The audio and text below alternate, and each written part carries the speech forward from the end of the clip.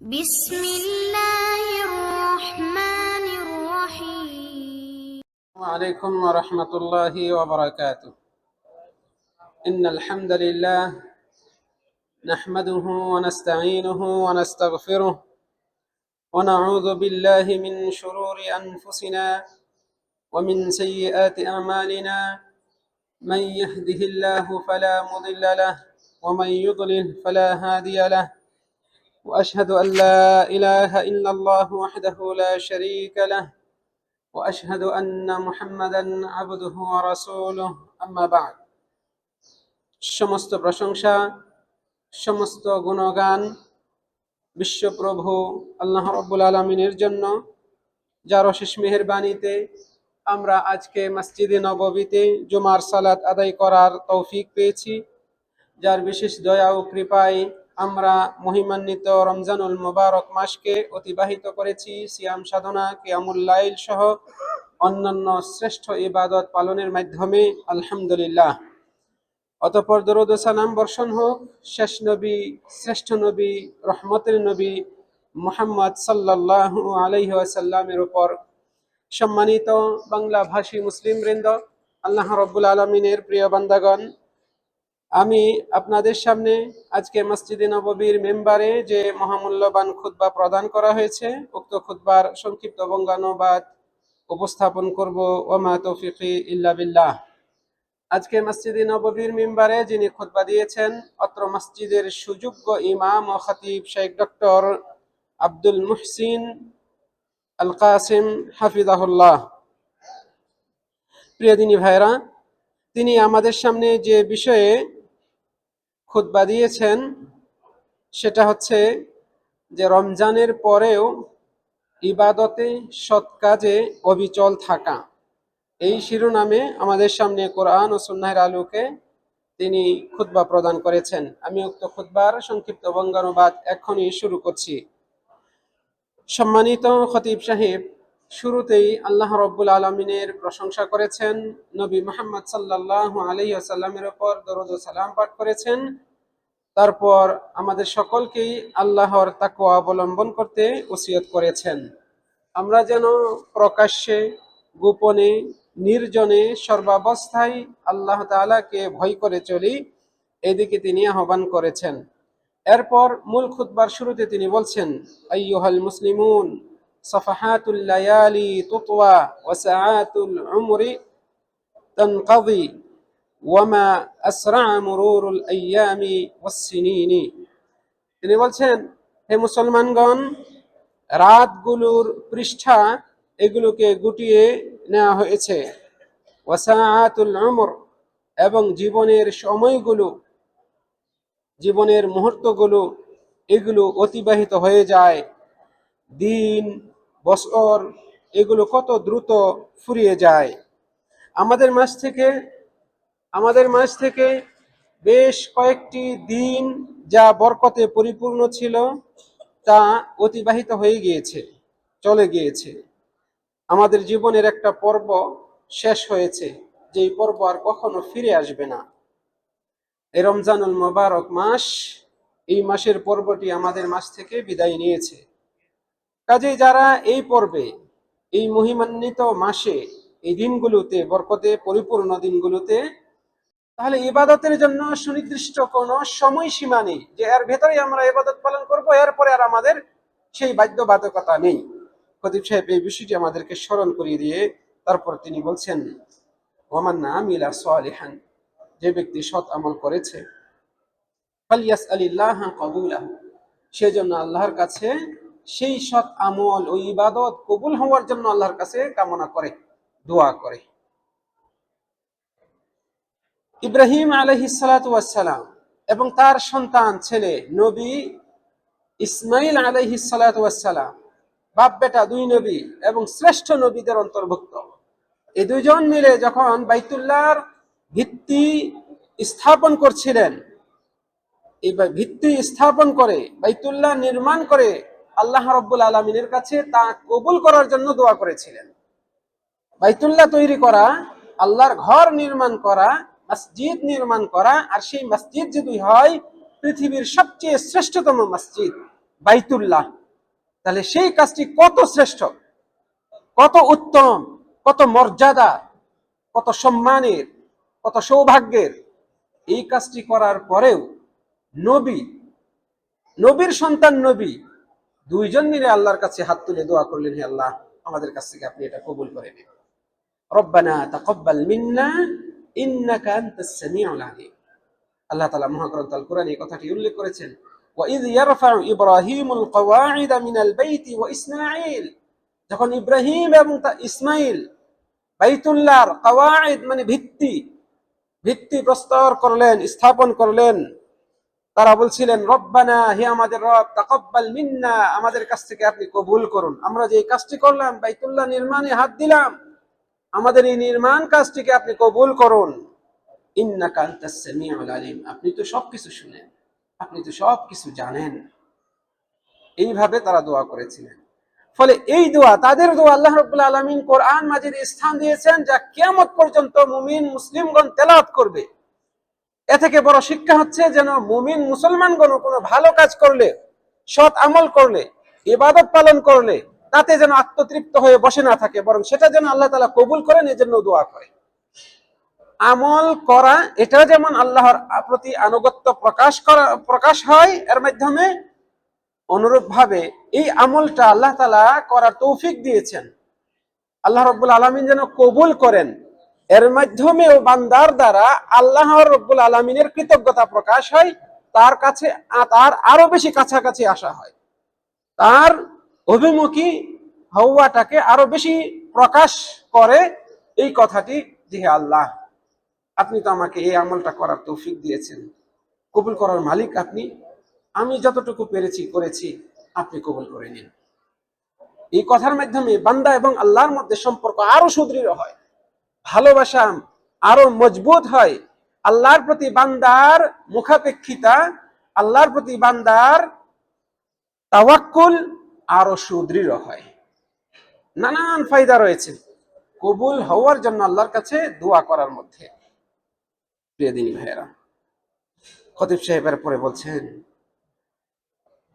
যখন বান্দা সৎ আমল করে, আর এই সৎ আমলের সাথে যদি ভয় এবং আশা, এই দুইটার মানে এই দুইটার মানে কি বলা হয়, মানে একসাথে, এই দুইটা একসাথে হয়ে যখন দোয়া মানুষ ওই আমলদার ব্যক্তির মধ্যে থেকে বের হয়, মুখ দিয়ে বের হয়, তখন সেটা আল্লাহ রাব্বুল আলামিনের প্রশংসা যোগ্যতা লাভ করে। খতিব সাহেব বলছেন, যখন বান্দা সৎ আমল করে, আর এই সৎ আমলের সাথে দোয়া থাকে, যেই দোয়ার মধ্যে ভয় এবং আশা এই উভয়টাই জড়িত থাকে, মানে ভয়ের সাথে এবং আশার সাথে, আশা নিয়ে। ভয় কি? হয়তো আমার আমলটা নাও কবুল হতে পারে, আমলে এমন ত্রুটি হয়েছে যে ত্রুটির কারণে আমলটা কবুল নাও হতে পারে, আল্লাহ অপছন্দ করতে পারেন, এই আশঙ্কা। আবার আমল করেছি সাধ্য মতো, আল্লাহ এই আমল কবুল করে আমাকে এর উত্তম প্রতিদান দিন, এই আশা। এই ভয় ও আশার সংমিশ্রণে বান্দা যখন আল্লাহর কাছে দোয়া করে কোন সৎ আমল করার পরে, তখন নিঃসন্দেহে বান্দার এই আমলটি আল্লাহর প্রশংসা, আল্লাহর শুকরিয়ার যোগ্যতা অর্জন করে ফেলে। ফলে আল্লাহ রাব্বুল আলামিন তার এই আমলদার বান্দার প্রশংসা করেন, তার এই আমলের শুকরিয়া আদায় করেন। শুকরিয়া করেন মানে এর উত্তম বিনিময় আল্লাহ তাআলা দেন। প্রকৃতপক্ষে একজন মুমিন বান্দা, সে সৎকর্ম এটা করা, পালন করা, এবং এর ভেতরে একটা ভয় নিজের মাঝে কাজ করা, এই দুইটার সমন্বয় করেন। এই দুইয়ের সমন্বয় করে সে অগ্রসর হয়, সৎ কাজ করে এবং তার ভেতরে একটা ভয় কাজ করে সাথে, যে না জানি কোনো কারণে আল্লাহ তাআলা আমার আমলটি কবুল নাও করতে পারে। এরকম আশঙ্কা নিয়ে যখন বান্দা আমল করে, তখন বান্দা সেই আমলটাকে আরো সুন্দর করে নবী সাল্লাল্লাহু আলাইহি ওয়াসাল্লামের সুন্নত অনুপাতে যথাযথভাবে একাগ্রতার সাথে, একনিষ্ঠতার সাথে, বিদআত মুক্ত সুন্নত যুক্ত হয়ে সেই আমলটাকে পালন করার জন্য আরো বেশি আগ্রহী হয়। এটা একটা বড় ফায়দা রয়েছে। আল্লাহ রাব্বুল আলামিন মহাগ্রন্থ আল কোরআনে এরকম মানুষের প্রশংসা করেছে। খতিব সাহেব বলছেন, কাজেই যখন বান্দা কোনো একটি আমল সম্পূর্ণ করবে, সে যেন সেই আমল পালন করে একেবারে আত্মতুষ্টিতে আত্মতৃপ্তিতে না ভোগে, বরং তার ভেতরে যেন একটা আশঙ্কা থাকে যে আমার আমল হয়তো নাও কবুল হতে পারে। এই ভয়টা যেন তার ভেতরে কাজ করে। রমজান মাসে কত আমল করেছি, আমি যখন আত্মতৃপ্তিতে না ভুগি, এই করেছি, আমার জন্য তো ক্ষমা আসবে, নিশ্চিত হবেই। এই যে নিশ্চয়তা, এই যে আত্মতৃপ্তি, এই যে তুষ্টিতে ভোগা, এটা ধোঁকার সামিল, এটা শয়তান চায়। আল্লাহ রাব্বুল আলামিন তার নবীর মাধ্যমে আমাদেরকে এই কাজ থেকে সতর্ক করেছেন। বরং একজন প্রকৃত ইমানদার, মুমিন, সচেতন, আমলদার ব্যক্তির অবস্থা হয় এরকম, যেমনটি আল্লাহ তাআলা মহাগ্রন্থ আল কোরআনে বলছেন, ওয়াল্লাযীনা ইউতুনা মা আতাউ, যারা যা দেওয়ার, দান করার তা দান করে, ওয়া কুলুবুহুম ওয়াজিলাহ, অথচ দান করার সময় তাদের অন্তরটা ভয়ে তটস্থ থাকে, ভীত সন্ত্রস্ত অবস্থায় থাকে। কিসের ভয়? হয়তো এই দান কবুল নাও হতে পারে। আন্নাহুম ইলা রাব্বিহিম রাজিউন, এবং তাদের ভয় থাকে যে তাদেরকে তো আল্লাহর কাছে ফিরে যেতে হবে, রবের কাছে ফিরে যেতে হবে। সৎ কাজ করছে, তারপরে তাদের ভেতরে ভয় কাজ করে, ভয় থাকে যে আমাদেরকে তো পরকালে যেতেই হবে। তাহলে এই যে কাজ করছি, কেবল এই কাজ, এই আমল, এটা আল্লাহ তাআলা কবুল নাও করতে পারেন। সুতরাং এই আমলটাকে, অন্যান্য আমলটাকে আরো সুন্দরভাবে করি। নবী সাল্লাল্লাহু আলাইহি ওয়াসাল্লাম কিভাবে করেছেন, করতে বলেছেন, সাহাবারা কিভাবে করেছেন, এই আমলগুলো সেভাবে পালন করার চেষ্টা করি। এই ভয় নিয়ে তারা আমলগুলো করে। এই আয়াতটি যখন রাসূল সাল্লাল্লাহু আলাইহি ওয়াসাল্লাম তেলাওয়াত করলেন, মা আয়েশা রাদিয়াল্লাহু আনহা তিনি বলছেন, হে আল্লাহর রাসূল সাল্লাল্লাহু আলাইহি ওয়াসাল্লাম, হুমুল লাযীনা ইয়াশরাবুনা আল খামরা ওয়া ইয়াসরিকুন, এরা কি তারা যারা মদ পান করে, চুরি ডাকাতি করে, রাহাজানি করে, দুর্নীতি করে, আত্মসাৎ করে, এই শ্রেণীর মানুষ নাকি এরা, যারা দান করে আবার ভয়েও থাকে? রাসূল সাল্লাল্লাহু আলাইহি ওয়াসাল্লাম বললেন, লা ইয়া বিনতাস সিদ্দিক, হে সিদ্দিক তনয়া, আবু বকর সিদ্দিকের কন্যা, তুমি যেটা বুঝেছো সেটা নয়, বরং এরা হচ্ছে হুমুল্লাযীন ওয়ালাকিন্নাহুম আল্লাযীনা ইয়াসুমুন, বরং তারা হচ্ছে এরাই যারা সিয়াম পালন করে, ওয়া ইউসাল্লুন, সালাত আদায় করে, ওয়া ইয়াতাসাদ্দাকুন, দান সদকাও করে, ওয়া হুম ইয়াখাফুনা আল্লা ইউকবালা মিনহুম, এতদ সত্ত্বেও তারা ভয় করে যে হয়তো তাদের কাছ থেকে এটা কবুল হবে না, এই আমলগুলো কবুল হবে না। এই ভয়ে যারা থাকে, আর এদের প্রশংসাই আল্লাহ রাব্বুল আলামিন মহাগ্রন্থ আল কোরআনে করেছেন। এবং এই প্রশংসা, এই গুণ ওই নবী আইয়ুব আলাইহিস সালাম এবং তার পরিবারের মধ্যেও ছিল। এই জন্য আল্লাহ তাআলা তাদেরও প্রশংসা করেছেন। আল্লাহ রাব্বুল আলামিন বলছেন, উলাইকা ইউসারিউনা ফিল খায়রাত, এরা সৎ কাজে প্রতিযোগিতা করে, সৎ কাজকে আরো সুন্দরভাবে পালন করার জন্য, আরো বেশি বেশি পালন করার জন্য এরা প্রতিযোগিতা করে, অগ্রগামী হয়।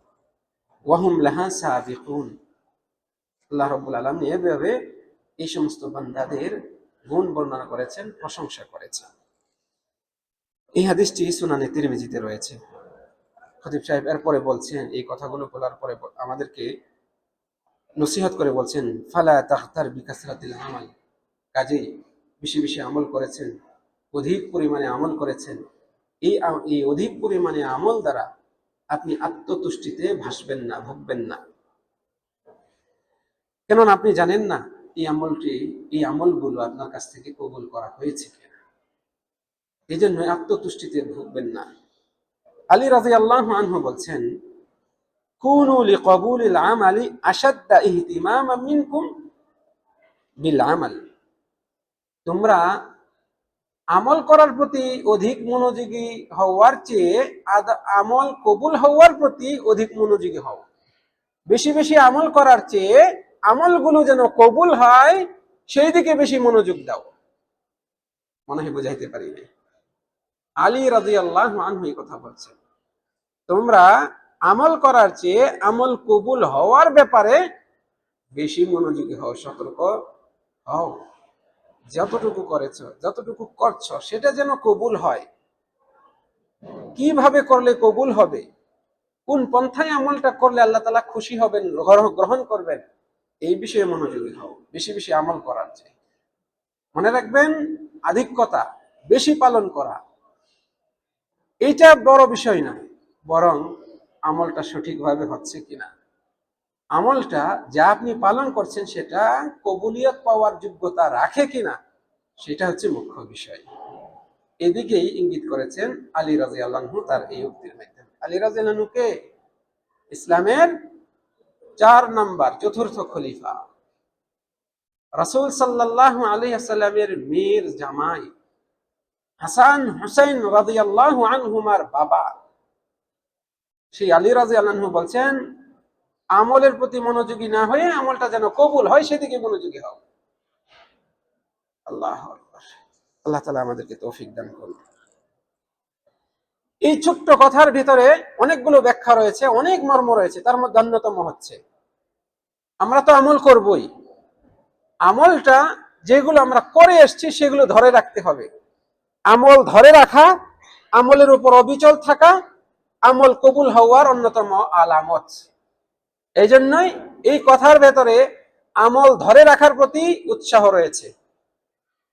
আমল তো করছি, করবো ইনশাআল্লাহ, আমলটা যেন কবুলিয়ত পায়, এই কবুল হওয়ার যে শর্ত আল্লাহর জন্য পালন করা, নবী মুহাম্মদ সাল্লাল্লাহু আলাইহি ওয়াসাল্লামের সুন্নত অনুপাতে পালন করা, এদিকে ইঙ্গিত রয়েছে। বুঝাইতে পেরেছি? আরো বহু ফায়দা রয়েছে সম্মানিত দিনী ভাইয়েরা। এরপরে খতিব সাহেব বলছেন, সৎ আমল এগুলো যদি নিষ্কলুষ না হয়, ত্রুটিমুক্ত না হয়, খাঁটি না হয়, তাহলে আল্লাহর কাছে লাম তাকুন ইনদাল্লাহি নাফিআ, আল্লাহর কাছে এগুলোর কোনো ফায়দা নেই, এগুলোর কোনো দাম নেই।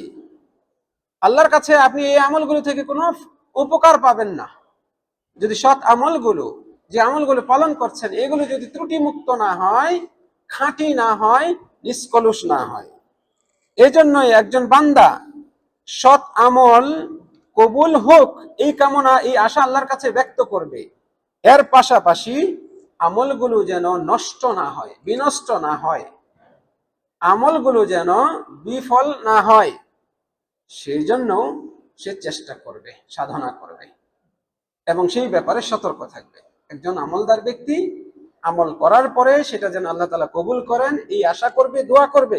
পাশাপাশি যে আমলগুলো করে এসেছি এগুলো যেন রেজাল্ট মুক্ত না হয়, এগুলো সুফল যেন না পায়, এরকম অবস্থা যেন মানে তৈরি হয়, সুফল যেন আমরা পাই এবং এগুলো যেন ব্যর্থ না হয়, সেজন্য বান্দাকে সতর্ক থাকতে হবে।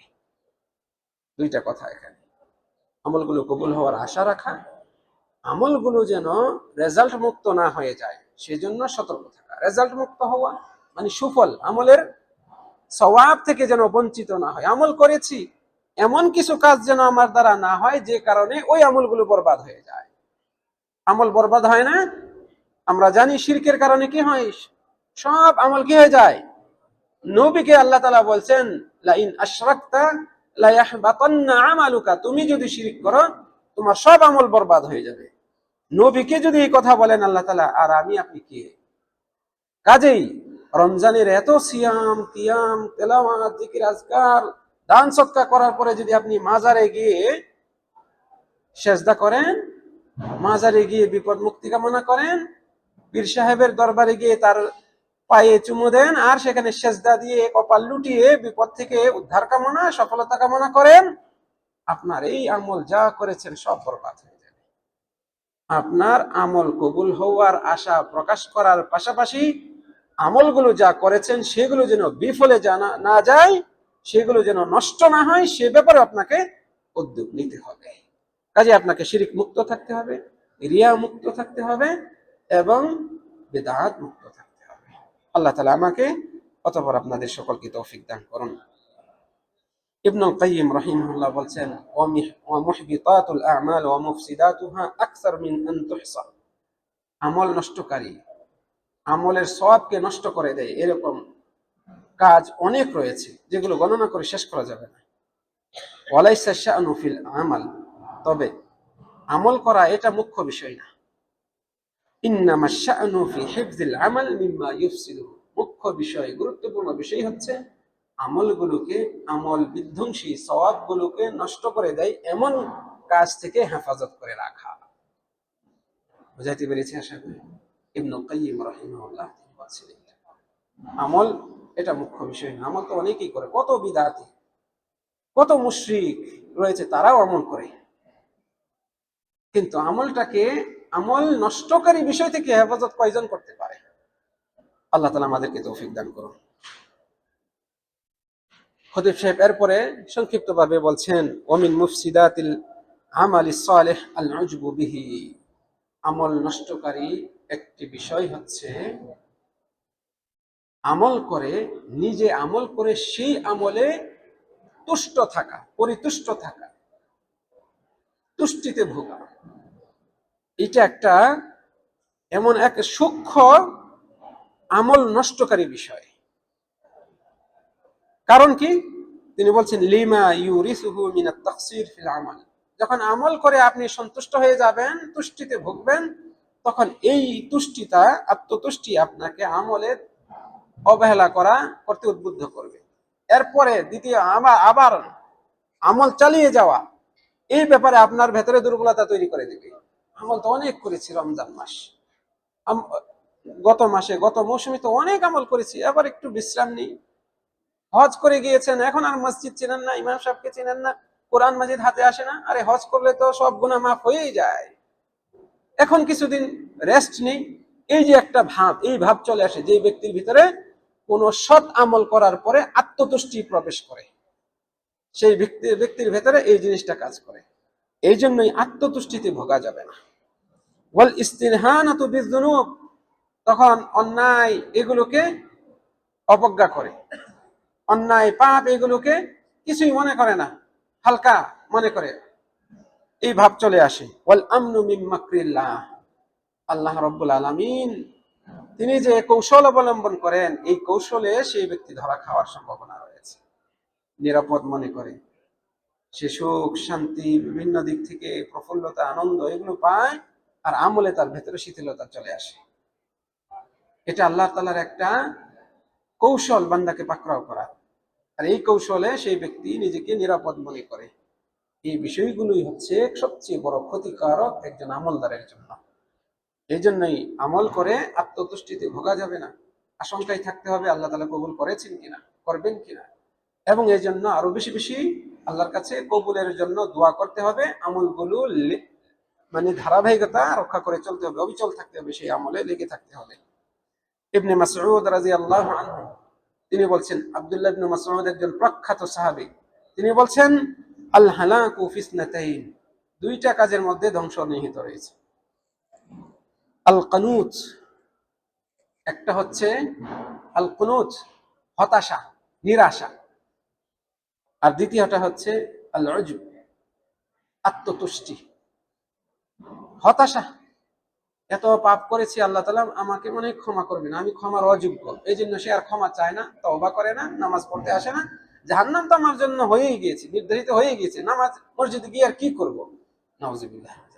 অনেক মানুষের মুখ দিয়ে কথা বের হয়, এত পাপ করেছে, সে তখন বলে মসজিদে গিয়ে আর কি করবে, মসজিদে গিয়ে আর কি করব, নামাজ পড়ে কি করব, কোরআন পড়ে কি করব, আল্লাহ তো জাহান্নাম আমার জন্য লিখেই রেখেছেন। নাউজুবিল্লাহ। এটা হচ্ছে নিরাশা, হতাশা। অথচ আল্লাহ তাআলা বলছেন ইয়া ইবাদি, হে আমার বান্দা, হে আমার বান্দারা, আল্লাযীনা আসরাফু আলা আনফুসিহিম, যারা নিজেদের উপর জুলুম করেছো, সীমালঙ্ঘন করেছো, পাপে জড়িত হয়েছো, লা তাকনাতু মির রাহমাতিল্লাহ, আল্লাহর রহমত থেকে নিরাশ হয়ো না। আর এই বান্দা নিরাশ, আল্লাহ তাআলা বলছেন যারা ক্ষতিগ্রস্ত, এরা ছাড়া আর কে নিরাশ হয় আল্লাহর রহমত থেকে? যারা কাফের, এরা ছাড়া আর কে নিরাশ হয়?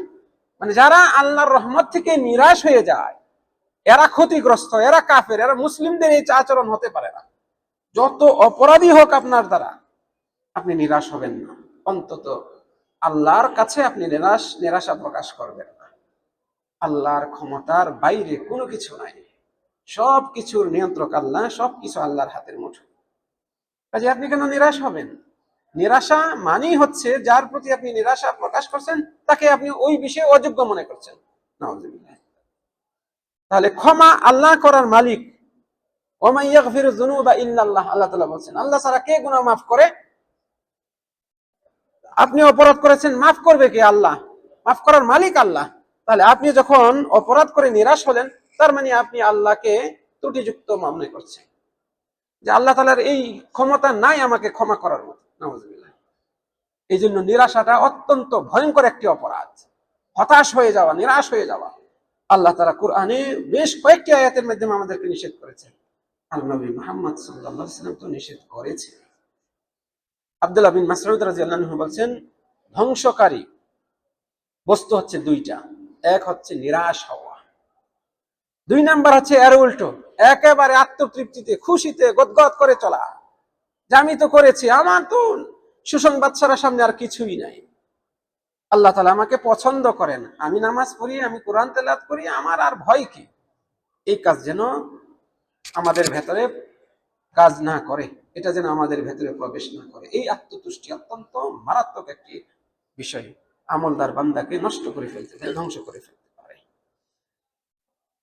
এই বিষয় থেকে বাঁচার উপায় কি? এই আত্মতুষ্টি, আত্মতৃপ্তিতে ভোগা আমলের ব্যাপারে, এটা থেকে বাঁচার উপায় খতিব সাহেব একেবারে সংক্ষিপ্ত ভাবে বলছেন, আল ইকরারু বিযুনুব, অন্যায় পাপ এগুলোকে স্বীকার করা, আল ইতিরাফু বিত্তাকসির, নিজের দ্বারাও যে ত্রুটি হয়, ঘাটতি হয়, এই বিষয়টা মেনে নেওয়া, এটাকে স্বীকার করা, তাযাক্কুরু আলা ইল্লাহ, আল্লাহর নিয়ামতগুলোকে স্মরণ করা। আল্লাহ তাআলা আপনাকে কত নিয়ামত দিয়েছেন, আপনার ভাইকে সেই নিয়ামতটা দেয় নাই। আছে না এরকম?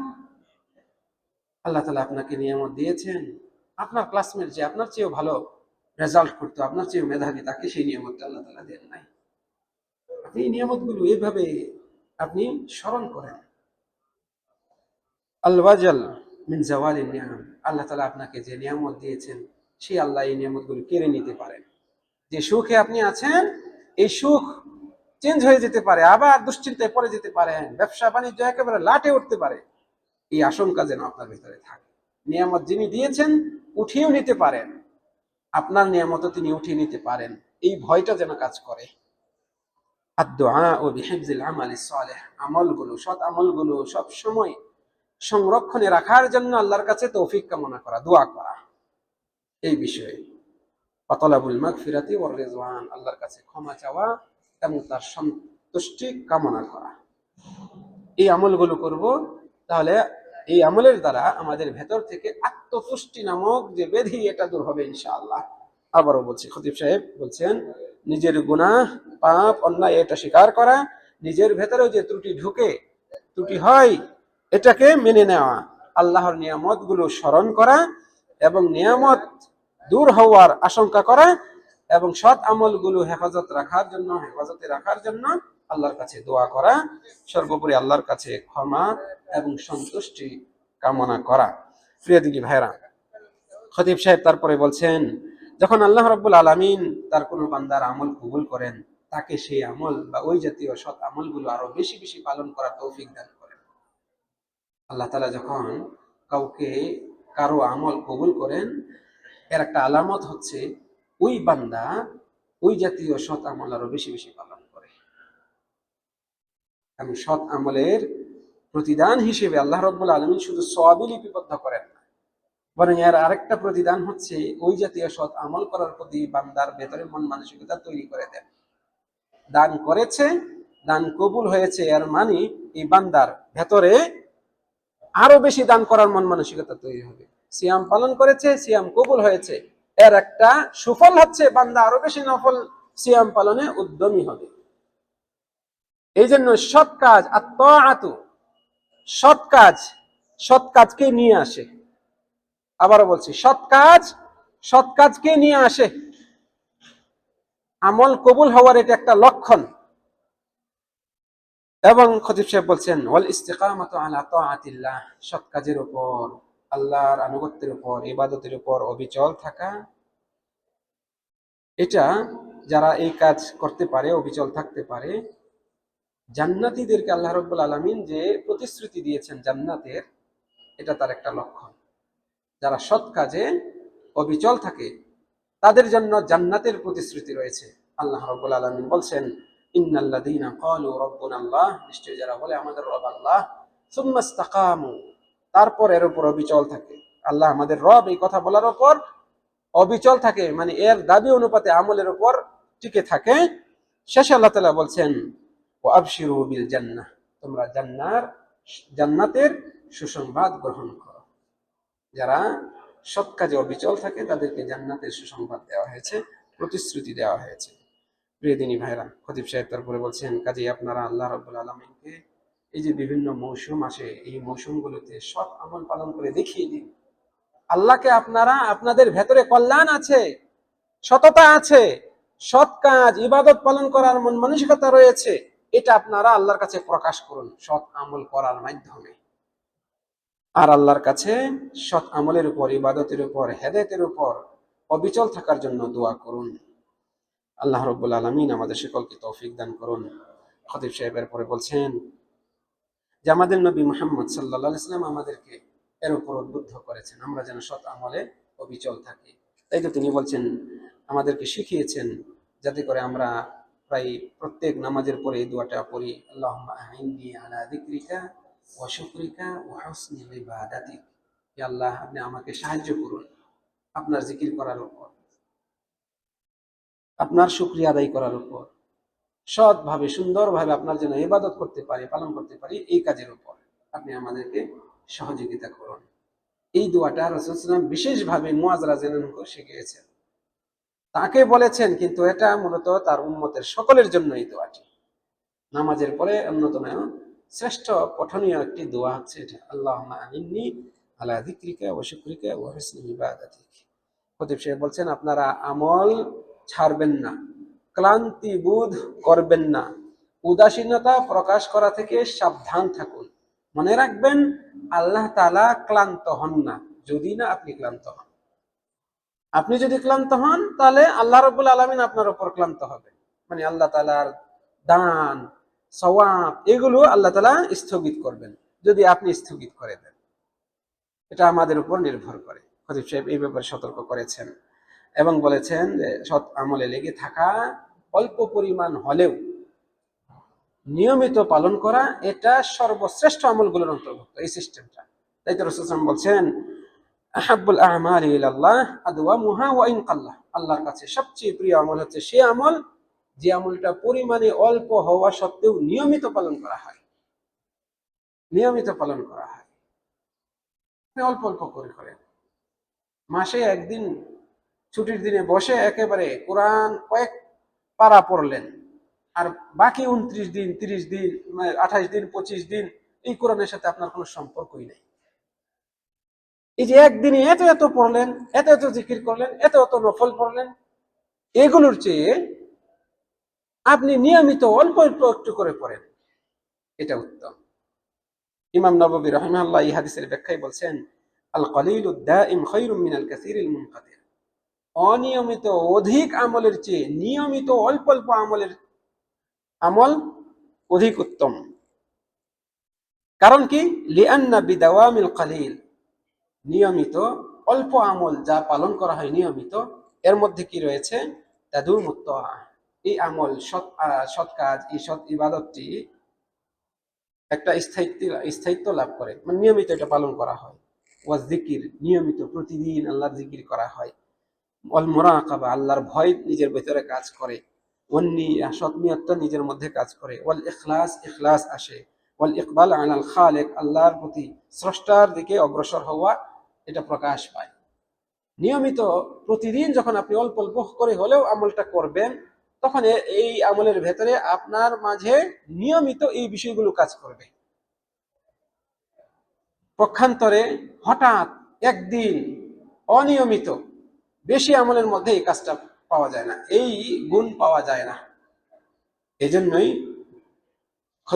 ইমাম নববী রাহিমাহুল্লাহ এই কথাটি বলেছেন। সবশেষে খতিব সাহেব বলছেন, পরিশেষে হে মুসলমানগণ, রাত দিন এগুলো হচ্ছে সৎ আমলগুলো এবং সব ধরনের আমল কৃতকর্মের, এটা হচ্ছে ভান্ডার, জমা রাখার স্থান। হ্যাঁ, এগুলো হচ্ছে সংরক্ষণাগারের ন্যায়। মানুষ কাল কিয়ামতের দিন এই সবগুলো তার সামনে উপস্থিত পাবে। আমরা যে আমল করছি রাতে দিনে, এসব আমলগুলো সংরক্ষণে থাকে। কিয়ামতের দিন এগুলো সব আল্লাহ তাআলা বান্দাদের সামনে উপস্থাপন করবেন। ইয়াউমা তাজিদু কুল্লু নাফসিন মা আমিলাত মিন খায়রিন মুহদারা। সেই দিন প্রত্যেক ব্যক্তি যা সে সৎ আমল করেছে তা উপস্থিত পাবে, তার সামনে পাবে। হাদিসে কুদসিতে আল্লাহ তাআলা বলছেন, হে আমার বান্দারা, এগুলো হচ্ছে তোমাদের আমল, আমি এগুলো সংরক্ষণ করে রাখি, তারপরে আমি এগুলো তোমাদেরকে পরিপূর্ণরূপে দিয়ে দিব। ফামান ওয়াজাদা খায়রান, কাজেই যে ব্যক্তি তার আমল নামায় সৎ ভালো কিছু পাবে সে যেন আল্লাহর শুকরিয়া আদায় করে, আর যে ভিন্ন কিছু পাবে সে যেন নিজেকেই দোষ দেয়, আল্লাহকে যেন দোষ না দেয়। কারণ তুমি যা আমল করেছো সব আমি সংরক্ষণ করে রেখেছি, সেটাই আবার তোমাকে দিয়েছি। কাজে ভালো কিছু পেয়েছো আলহামদুলিল্লাহ, ভিন্ন কিছু পেয়েছো আফসোস করো, নিজের উপর আফসোস করো, নিজেকেই দোষ দাও, কেন আমি আরো ভালো আমল করলাম না, কেন আমি ওই পথে গিয়েছিলাম, কেন আমি উমুকের কথাটা শুনলাম না, নিজেকে ধিক্কার দাও।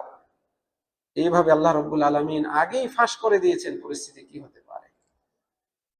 খতিব সাহেব বলছেন, এই যে সময় এবং স্থান, সময়ে আমল করা, রমজানুল মুবারক মাস, বরকতপূর্ণ মাস, সময়, মক্কা মদিনায় এসে আমল করা, বরকতপূর্ণ ফজিলতপূর্ণ স্থান।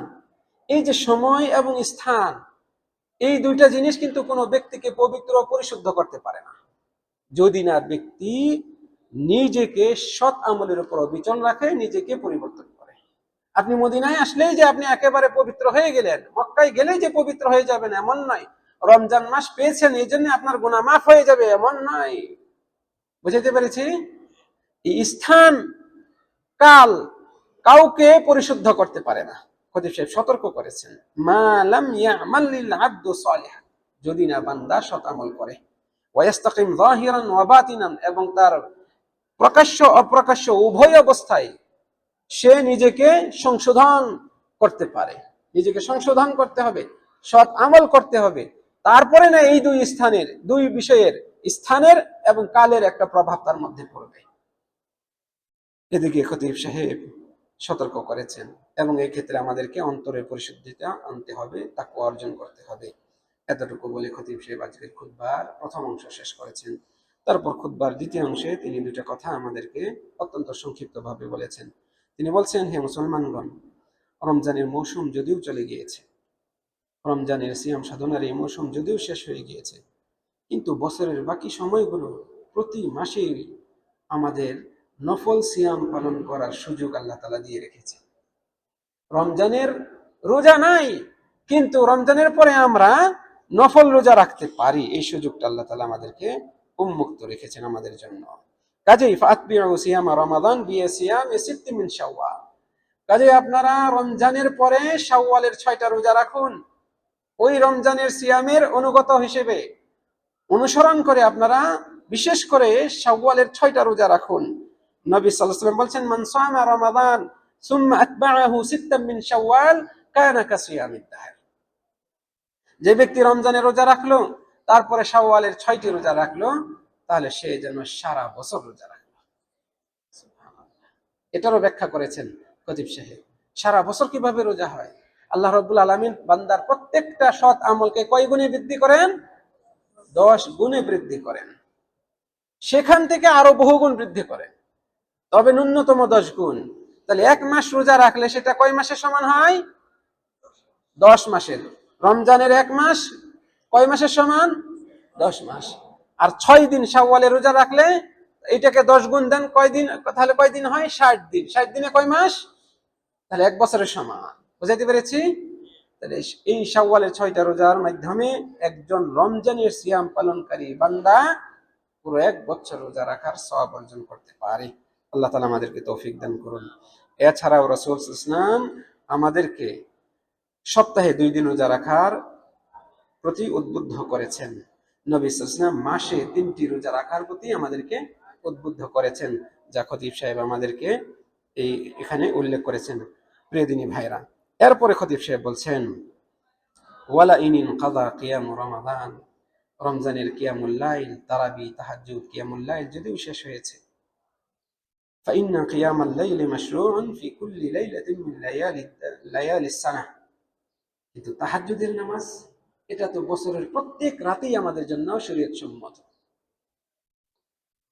রমজানের কিয়াম শেষ হয়েছে, কিন্তু সারা বছর বাকি সময়ের যে কিয়াম, রাতের নামাজ, তাহাজ্জুদের নামাজ, এটা কিন্তু এখনো রয়ে গিয়েছে। আমরা এই আমলের প্রতি মনোযোগী হই। তিনি বলছেন, উল্লেখ করছেন একটি হাদিস, যেখানে এসছে সবচেয়ে বিশুদ্ধতম হাদিসগুলোর অন্যতম। আল্লাহ তাআলা ইয়ানজিলু রাব্বুনা তাবারাকা তাআলা কুল্লা লাইলাতিন ইলা সামাইদ দুনিয়া, আমাদের রব প্রত্যেক রাতের শেষ তৃতীয়াংশে দুনিয়ার আকাশে চলে আসেন এবং বলতে থাকেন, মান ইয়াদউনি, কে আমার কাছে দোয়া করবে, আস্তাজিব লাহ, আমি তার দোয়া কবুল করব। মান ইস্তাগফিরুনি ফাগফির লাহ, কে আমার কাছে ক্ষমা চাইবে, আমি তাকে ক্ষমা করব। কে আমার কাছে রিজিক চাইবে, আমি তাকে রিজিক দেব। এইভাবে আল্লাহ তাআলা ফজর হওয়া পর্যন্ত বলতে থাকে। তাহলে রমজানের কিয়াম শেষ হলেও নিয়মিত সাধারণ কিয়ামুল লাইল তথা তাহাজ্জুদ এখনো কিন্তু জারি রয়েছে আমাদের জন্য। আমরা রমজানে যে আমলগুলো করেছি সব আমলে আমরা বছরের অন্যান্য সময়ও জারি রাখতে পারি। এই দিকে ইঙ্গিত করে খতিব সাহেব আমাদেরকে উদ্বুদ্ধ করছেন। তিনি বলছেন, ওয়াল কুরআনুল কারীম কাসীরুল খাইর দাইমুন নাফা, মহাগ্রন্থ আল কোরআন, এতে বহু কল্যাণ রয়েছে, এতে স্থায়ী কল্যাণ রয়েছে। আল্লাহ রাব্বুল আলামিন বলছেন, হাযা কিতাবুন আনজালনাহু মুবারাক ওয়া হাযা কিতাবুন আনজালনাহু মুবারাক, এই যে কিতাব মহাগ্রন্থ আল কোরআন, আমি এটাকে নাজিল করেছি বরকতপূর্ণ, এটা বরকতে পরিপূর্ণ, মুবারক বরকতময় এই কিতাব। তাহলে এই কোরআনে বরকত রয়েছে, কল্যাণ রয়েছে, উপকার রয়েছে। এটা বছরের সব দিন, বছরের প্রত্যেক রাত্রেই, প্রত্যেক দিনেই তেলাওয়াত করা হয়। এটা সর্বাবস্থায় সর্বদিনেই তেলাওয়াতযোগ্য। তাই তো যে ব্যক্তি তেলাওয়াত করে তার জন্য মহা সম্মান আল্লাহ তাআলা রেখেছেন। দোয়া এটা এমন একটি ইবাদত যা সর্বদাই এর প্রতি আমরা মুখাপেক্ষী, সর্বদাই এর প্রতি আমরা মুখাপেক্ষী। অনুরূপভাবে দান সদকা করা, সব সময় বছরে যে সময় আমরা দান সদকা করি, এই দান সদকা ব্যক্তির হৃদয়কে পবিত্র করে, ব্যক্তির ধন সম্পদকে পবিত্র করে। অতএব এই যে রমজানে কোরআন তেলাওয়াত করেছি, দোয়া করেছি, জিকির আজকার করেছি, তারপরে দান সদকা করেছি, কোরআন তেলাওয়াত করেছি, আর অন্যান্য ইবাদত করেছি, এগুলো আমরা সারা বছর জুড়ে জারি রাখবো। আল্লাহ তাআলা আমাদেরকে তৌফিক দান করুন। খতিব সাহেব সর্বশেষ আমাদেরকে যে কথাটি বলেছেন, তিনি বলছেন, ওয়া ইযা ফুতিহা বাবু খাইরিন ফাবাদির ইলাইহি, যখন কল্যাণের কোনো দরজা উন্মুক্ত করে দেওয়া হয়, দ্রুত সেই দরজা দিয়ে প্রবেশ করার জন্য আপনারা অগ্রসর হন। কারণ কল্যাণের দ্বার সবসময় উন্মুক্ত থাকে না, সুযোগ সবসময় উন্মুক্ত থাকে না। সুযোগটা যখন সামনে আসে সেটা লুফে নেওয়ার জন্য আপনারা দ্রুত এগিয়ে যান। প্রকৃতপক্ষে ক্ষতিগ্রস্ত সেই ব্যক্তি, যে ব্যক্তি আল্লাহর আনুগত্য থেকে উদাসীন হয়ে পড়েছে। প্রকৃতপক্ষে সেই ব্যক্তি বঞ্চিত, আল্লাহর রহমত থেকে বঞ্চিত, যে ব্যক্তিকে আল্লাহ রাব্বুল আলামিন দূরে সরিয়ে রেখেছেন সৎ আমলের পথ থেকে। আল্লাহ রাব্বুল আলামিন আমাদেরকে হেদায়েত দান করুন। আল্লাহ রাব্বুল আলামিন আমাদের সকলকে হেদায়েতের উপর অবিচলতা দান করুন। রব্বুল আলামিন আমাদের সকলকে সৎ আমলগুলো নিয়মিতভাবে পালন করার তৌফিক দান করুন। আমরা রমজান কেন্দ্রিক যে ইবাদতগুলো করেছি সেগুলো যেন সারা বছর ব্যাপী আমরা ধরে রাখতে পারি। রব্বুল আলামিন আমাদেরকে সেই তৌফিক দান করুন। এই কামনা রেখে আজকের আলোচনা শেষ করছি। আসসালামু আলাইকুম ওয়া রাহমাতুল্লাহি ওয়া বারাকাতুহু।